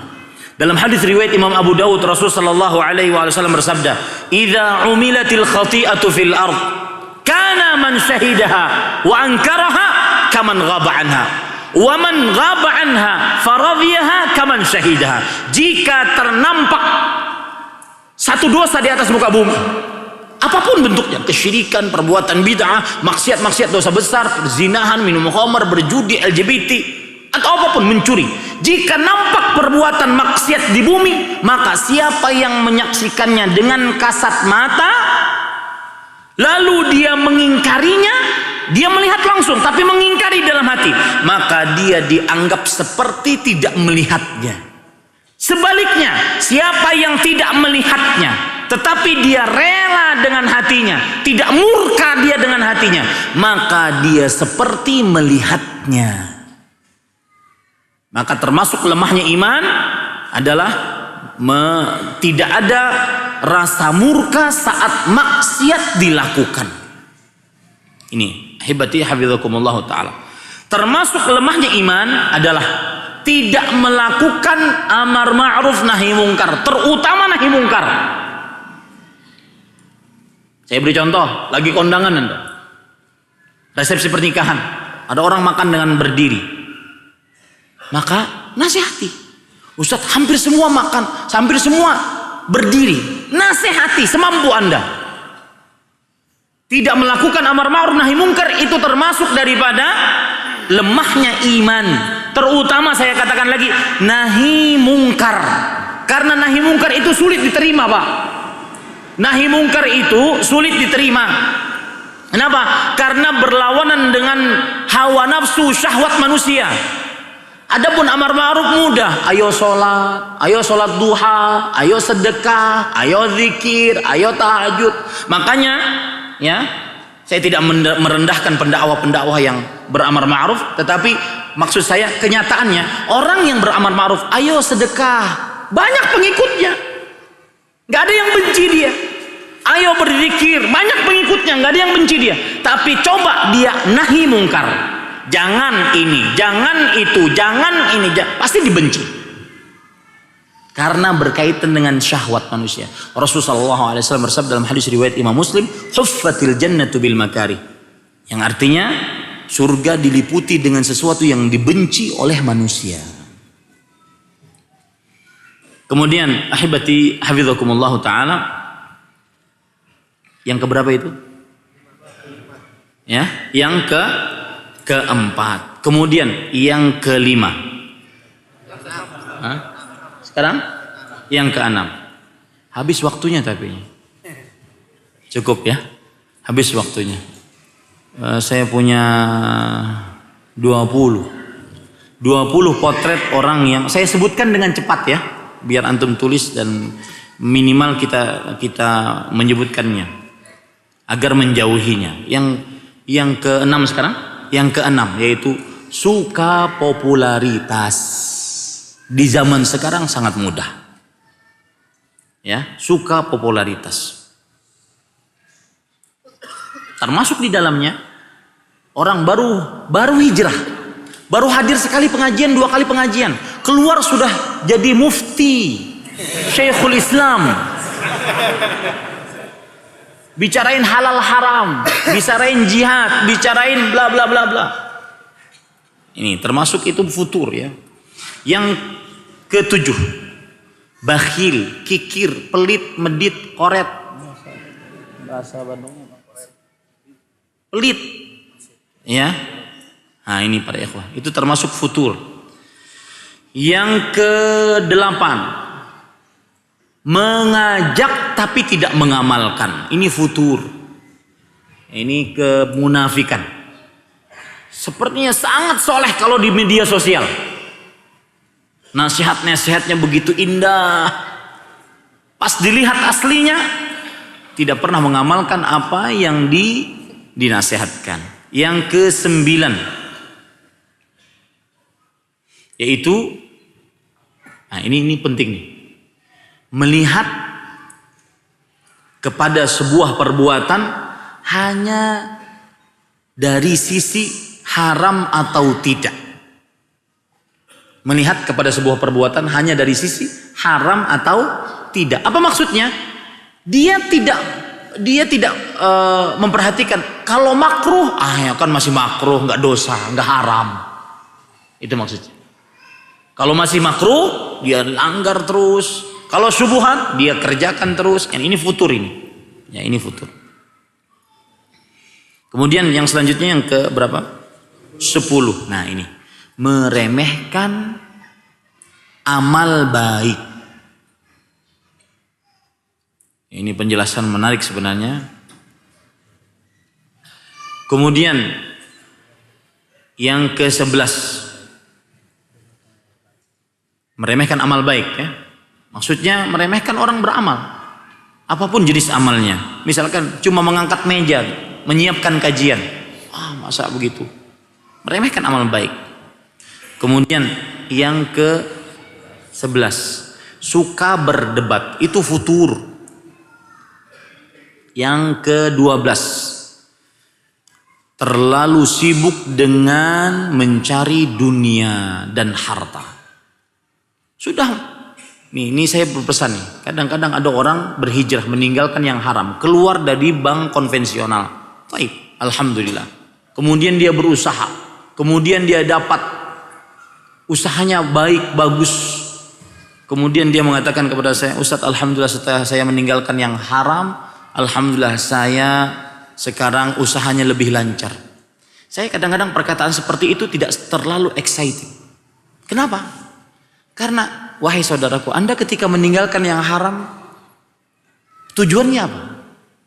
Orang ketika ninggalin yang haram, tujuannya apa? Meninggalkan pekerjaan riba, tujuannya apa? Agar selamat, tidak dilaknat, betul tidak? Betul. Lalu itu berarti kan tujuannya orientasinya akhirat. Lalu kenapa sekarang orientasinya duniawi?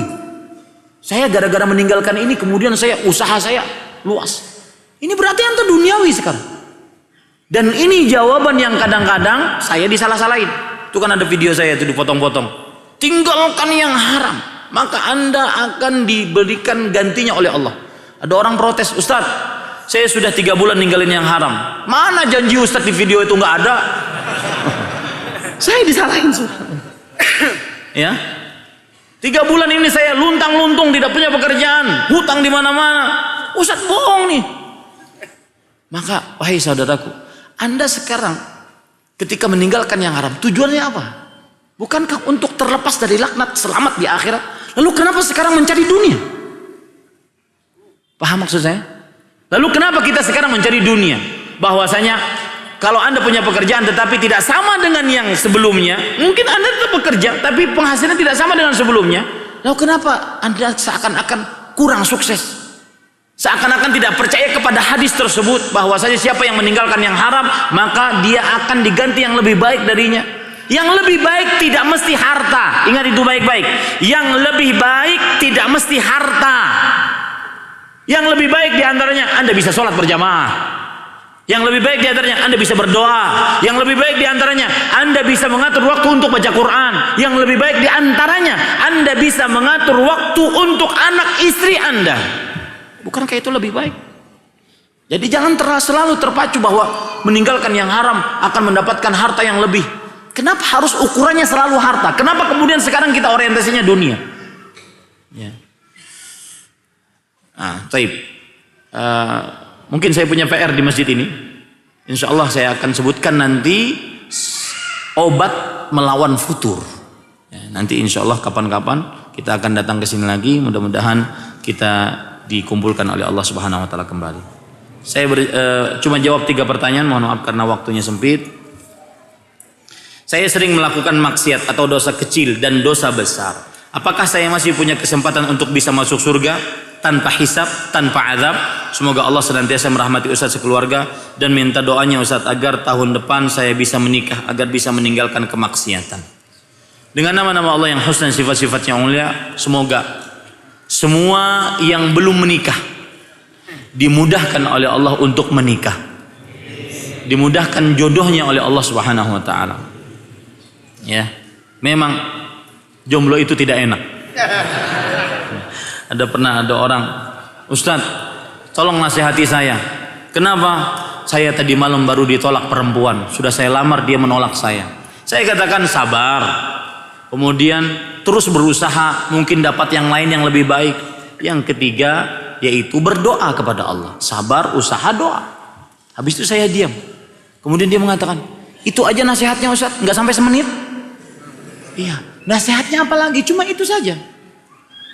Ustaz ini tidak tahu bagaimana sakitnya ditolak. Dan ini Ustaz harus tahu, ini penolakan untuk yang ke-21 kalinya. Maka saya nasihatkan yang jelas, siapa yang bermaksiat bertobatlah kepada Allah. Allah menjanjikan orang yang bermaksiat dengan ampunan. Lihat ayat ini. Ayat ini Allah memanggil orang yang bermaksiat, bukan Allah memanggil orang yang ahli taat, bukan. Lihat ayat ini. Allah memanggil orang yang bermaksiat, bukan orang yang ahli taat yang dipanggil oleh Allah.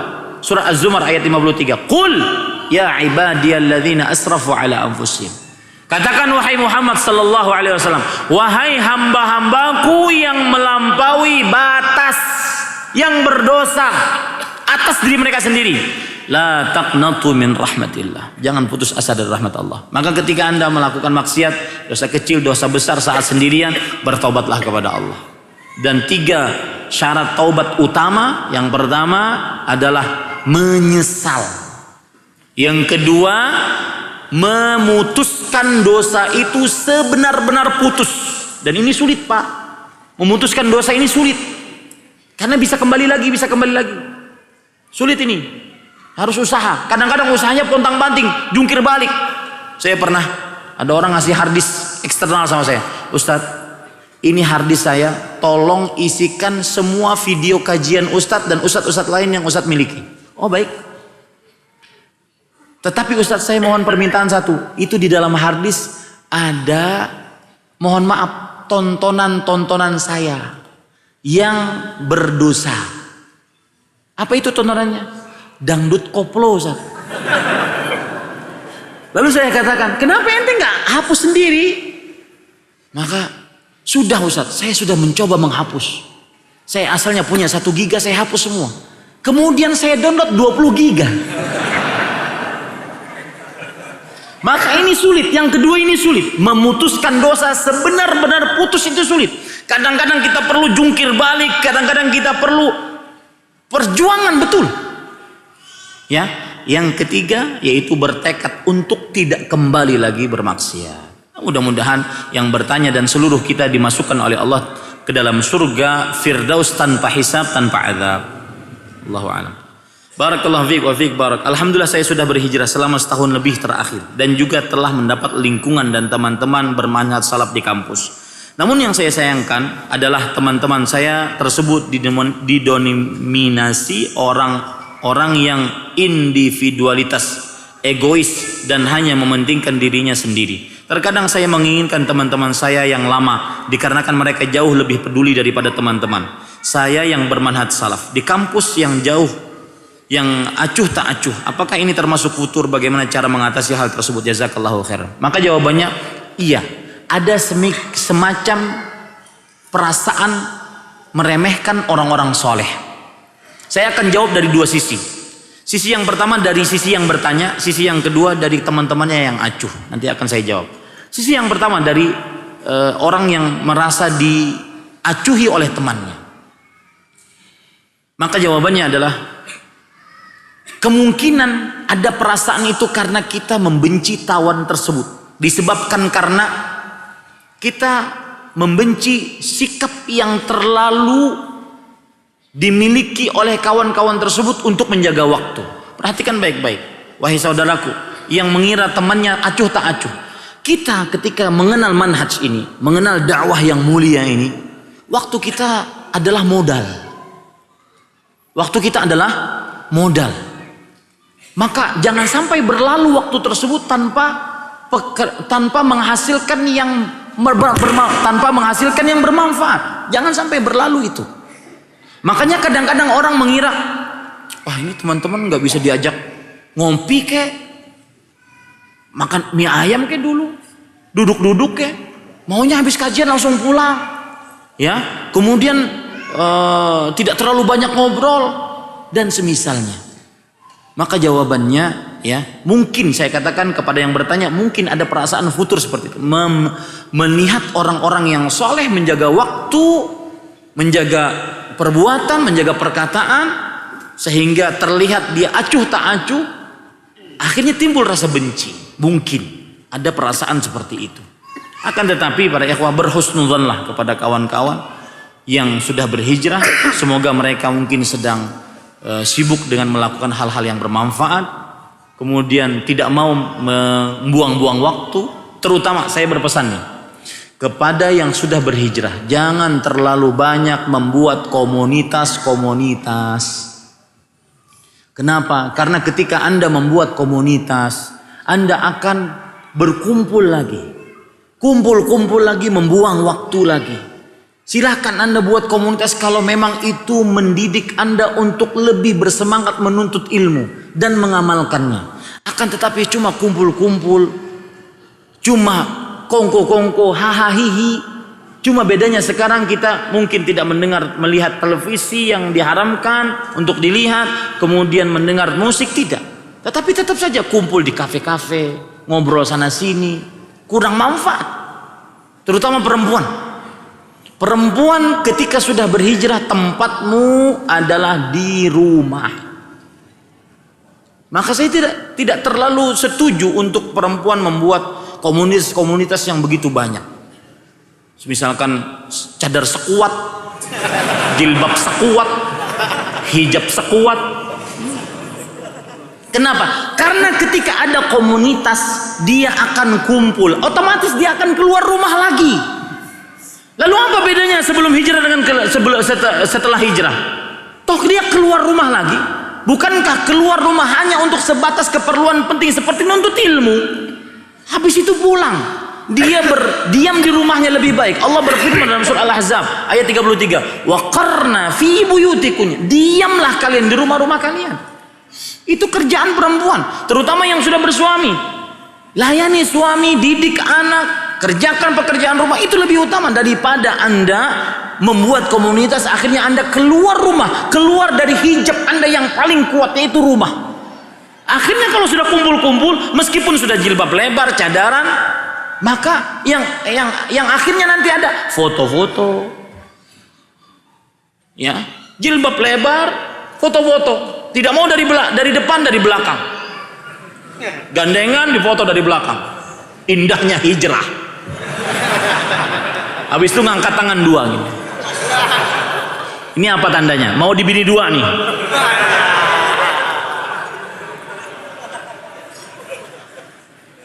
Ya, nggak boleh.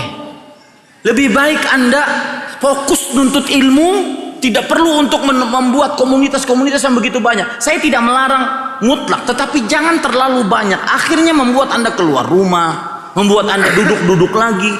Tidak majelis ilmu bukan duduknya, tetapi hanya sekedar ingin kumpul. Lalu apa bedanya dengan dulu sebelumnya? Ya. Dan saya berpesan kepada perempuan, jangan pernah eksis di media sosial dengan tubuh Anda. Apapun dari bagian tubuh Anda, meskipun sudah bercadar, foto bercadar, selfie bercadar, ya, meskipun Ustaz yang kelihatan kan cuma matanya, matamu itu loh, hah?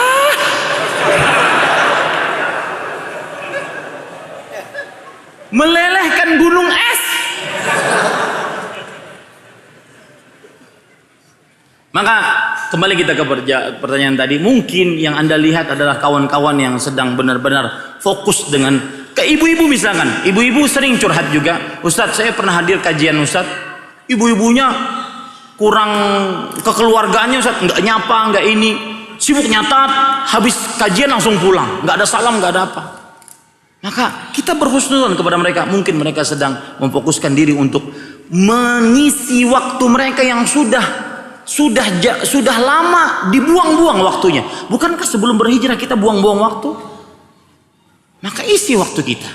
Nah, adapun dari sisi jamaahnya, mungkin teman-temannya ini, maka saya katakan, ya, Rasul sallallahu alaihi wasallam bersabda, "Wallahu fi aunil 'abdi ma kana al-'abdu fi auni akhi." Allah senantiasa menolong seorang hamba selama hambanya menolong saudaranya. Maka bersosiallah dengan baik. Senyumlah, tegur sapalah, ya. Bagi yang berhijrah seperti itu semestinya. Berusaha untuk bertegur sapa. Seperti misalkan antum sekarang di samping tanya dari mana tamannya, namanya siapa. Kadang-kadang hadir berkali-kali majlis di masjid ini, hadir duduk berbarengan di samping, tapi nggak tahu namanya. Dan malu bertanya nama, aneh kan? Maka tanya nama. Nah, ini dari sisi jamaahnya. Maka bersosial. Rasulullah SAW bersabda, al-mu'min alladhi yukhalitun nas wa yasbir ala adahum khairun minal mu'min alladhi la yukhalitun nas wa la yasbir ala adahum. Wallahu alam. Artinya orang yang beriman, yang bergaul dengan manusia dan sabar dengan pergaulannya dengan manusia, itu lebih baik dibandingkan yang tidak bergaul dan tidak sabar. Allahu alam. Kan jodoh itu cerminan diri. Menurut saya dan teman-teman, saya orang yang lembut. Akan tetapi saya mendapatkan suami yang kasar dan keras, terutama kasar lewat fisik, sering pukul, mudah marah. Saya sudah menikah kurang lebih 8 tahun. Apakah dia betul-betul jodoh saya? Iya, tentunya sudah jodoh Anda, sudah nikah masalahnya.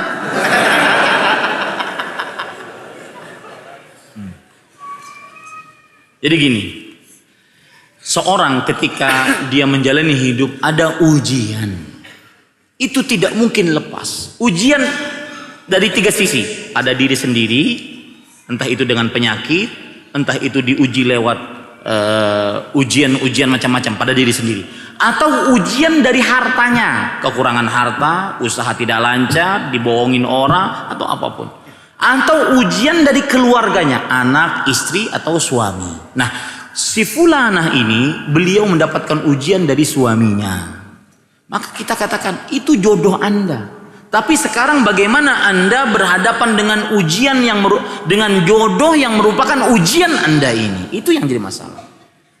Ya, dengan jodoh yang merupakan ujian bagi Anda. Nah, jawabannya adalah mendapati suami yang seperti ini, maka seorang wanita yang dia lakukan adalah bersabar dan terus menasihati. Ini saya berbicara dari perempuan yang bersabar dan terus menasihati. Ya, bersabar dan terus menasihati. Kemudian dari laki-lakinya, maka Anda sebagai laki-laki diperintahkan oleh Allah dan Rasulnya untuk berbuat baik. Wa'ashiruhunna bil ma'ruf. Gauli perempuan dengan baik. Kemudian Rasul sallallahu alaihi wasallam juga bersabda, istausu bin nisa'i khairan. Aku wasiatkan untuk berbuat baik kepada wanita. Itu redaksi untuk Anda para lelaki. Nah, mudah-mudahan kita lebih baik kepada istri-istri kita. Ini yang bisa saya sampaikan. Subhanakallah bihamdik, asyhadu an la ilaha illa anta astaghfiruka wa atubu ilaik. Wa sallallahu nabiyana Muhammad walhamdulillahi rabbil alamin. Wassalamualaikum warahmatullahi wabarakatuh.